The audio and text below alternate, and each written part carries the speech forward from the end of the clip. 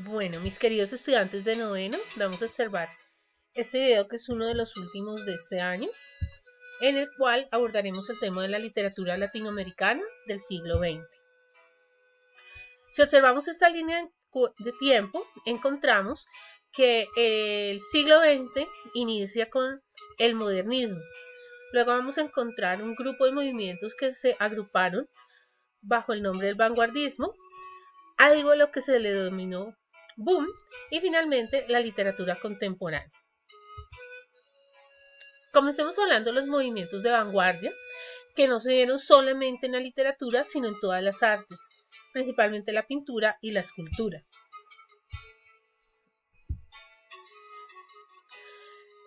Los movimientos de vanguardia se desarrollaron al comienzos del siglo XX, máximo hasta la década de los 40.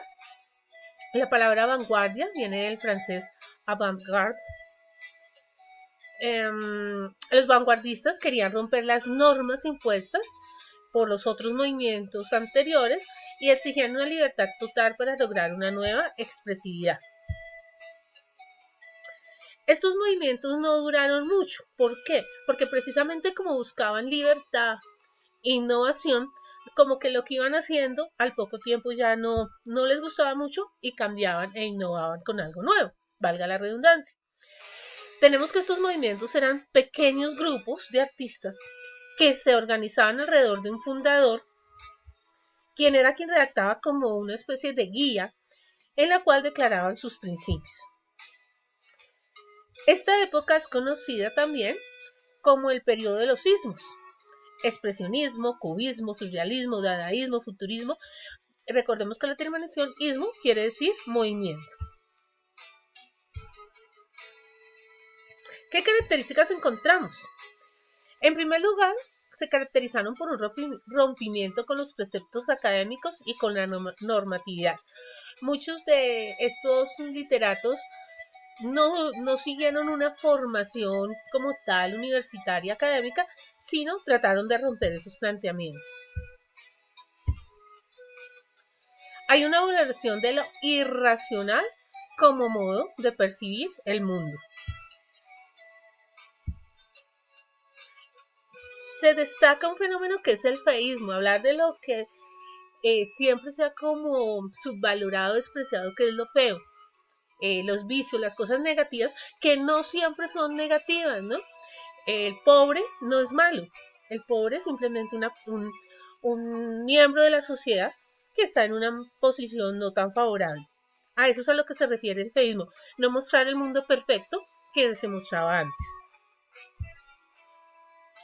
El arte no figurativo, es decir, que va en contra del arte imitativo de lo externo, no es simplemente copiar las cosas, sino crear cosas nuevas. Una nueva disposición gráfica, entonces se suprimen los signos de puntuación y los conectores. El verso perdió la rigidez de la rima y las métricas fijas. Como ya se dijo, ellos rompen con las normas, pues no va a haber unos parámetros definidos. Hay un deseo de aunar todas las artes. Entonces encontramos algo que se llaman los caligramas o ideogramas. Ya vamos a ver qué es eso.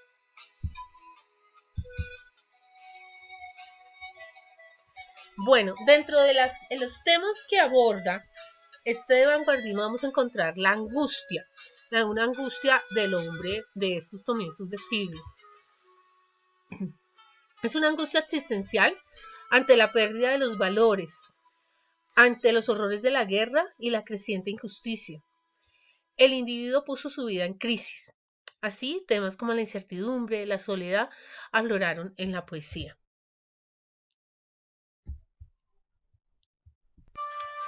En el humor surge el humor negro. El humor negro es como ese burlarse irónicamente de las cosas, ¿no? O sea, no me estoy riendo, sino estoy criticando más bien.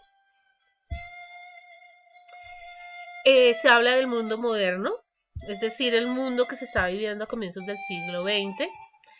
En la crítica, la poesía y el ensayo también apuntaban contra la injusticia y la deshumanización.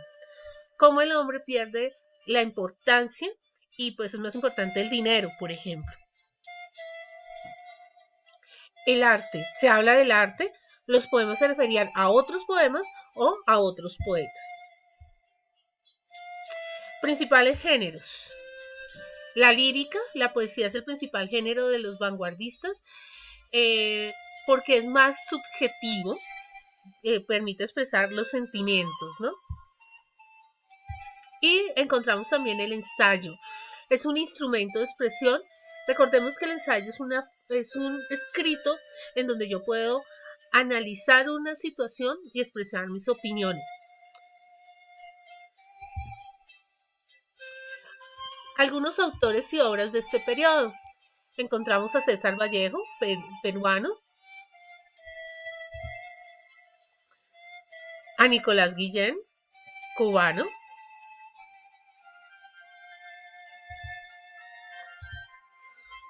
al poeta chileno Pablo Neruda, uno de los más importantes poetas latinoamericanos, ganador del Premio Nobel de Literatura en 1971.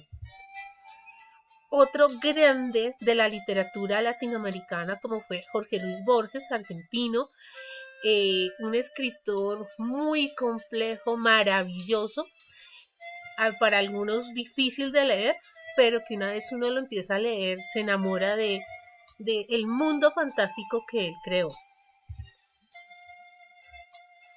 Volviendo a nuestra línea de tiempo, entonces dejamos el vanguardismo para hablar hacia un punto entre mediados de siglo y un cuarto siglo, algo que se denominó el boom.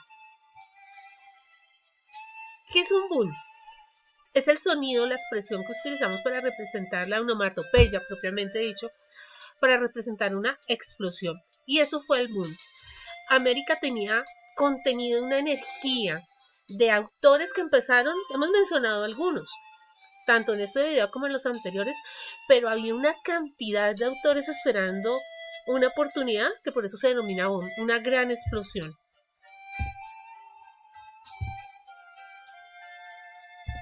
Como ya dijimos, boom es explosión. Ese boom surge, o se puede decir que es el legado de una obra literaria que se denomina Ulises, del irlandés James Joyce, y de William Faulkner, un norteamericano. Estos dos elementos, estas dos obras, se puede decir que son las que inspiran a los latinoamericanos a dar ese boom. ¿Qué aporte nos da el boom? Hay un monólogo interior. Los personajes hablan consigo mismos. No hay un solo narrador, sino hay una perspectiva múltiple de las situaciones. Hay experimentos con el tiempo. 1962 es un año muy especial porque hay una publicación de obras muy importantes para el boom, precisamente por eso es el boom. Entonces encontramos a Alejo Carpentier con El siglo de las luces, a Mario Vargas Llosa con La ciudad y los perros, y a Carlos Fuentes con La muerte de Artemio Cruz. Son tres obras muy importantes para nuestra literatura que precisamente en 1962 son publicadas. Sin embargo, antes de ese boom, hay una serie de autores que por su entusiasmo, su obra, podrían haber sido el boom, pero pues por otros motivos no alcanzaron. Por ejemplo, fechas de nacimiento o de muerte, no alcanzaron a formar parte de este periodo. Entonces tenemos en primer lugar a Lucila de María del Perpetuo Socorro Godoy Alcayaga, quien usó como seudónimo Gabriela Mistral. Ella era una profesora chilena, fue ministra de Educación en Chile y además sobresalió en la escritura. Juan Carlos Sonetti con El Pozo, Lezama Lima con Paradiso, Jorge Francisco Isidoro, Luis Borges Acevedo, que ya les mencioné hace un momento, Juan Rulfo, mexicano, y Ernesto Sábato, también argentino, con su obra El túnel. Estos autores tienen las características del boom, pero por el momento en que se reconocieron sus obras no alcanzaron a ser incluidos dentro de este movimiento, pero no los podemos dejar por fuera. ¿Qué características tiene el boom? Vamos a encontrar que el boom tiene una narrativa urbana, abandono del tema regional para explorar áreas más universales del ser humano, el rechazo a la moral basada en el maniqueísmo. O sea, es decir, la moral no puede limitarse a hay buenos y malos, sino nosotros sabemos que los seres humanos podemos, según el momento, ser buenos o ser malos. Es decir, somos ambiguos. Hay obras abiertas, el lector puede dar el cierre, interpretar cómo se cierra la historia. Hay una renovación completa del lenguaje literario. La estructura, pueden haber diferentes narradores, tiempos, no hay una estructura definida, hay total libertad. Hay juegos, invenciones, hay una experimentación con el lenguaje.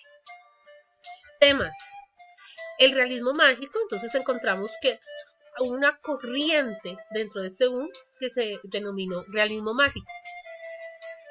Es ver lo maravilloso como condición y expresión de la realidad, lo cotidiano. O sea, en el realismo mágico, que vuele un barco no es extraordinario, es normal. Lo raro sería que fueran por el agua. La narración de los hechos extraordinarios. Y por ejemplo, la narración que se da en 100 años de soledad de la peste del insomnio, cómo las personas empiezan por no poder dormir y poco a poco van olvidando las cosas y hasta que olvidan los nombres de las cosas. Hay otra corriente que es la de presentar la historia de América Latina. Hechos fundacionales de nuestra historia, de nuestra raza. Por ejemplo, está la obra La muerte de Artemio Cruz.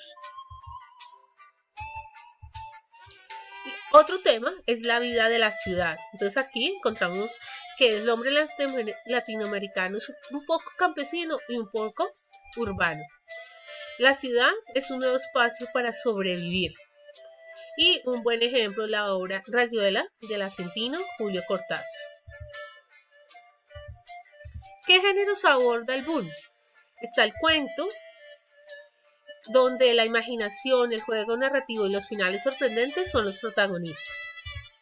Y encontramos, por ejemplo, El llano en llamas de Juan Rulfo o La casa tomada, Carta a una señorita en París, Continúan los parques de Julio Cortázar. Otro género que se desarrolló fue el de la novela. La novela es más al estilo Gabriel García Márquez, Mario Vargas Llosa, Julio Cortázar y Carlos Fuentes. También encontramos el ensayo que cuestiona los conflictos sociales y literarios y también se da la crítica literaria. Preguntas, por favor, en los comentarios van a contestar estas dos preguntas. ¿Qué características del boom se reflejan en el siguiente fragmento?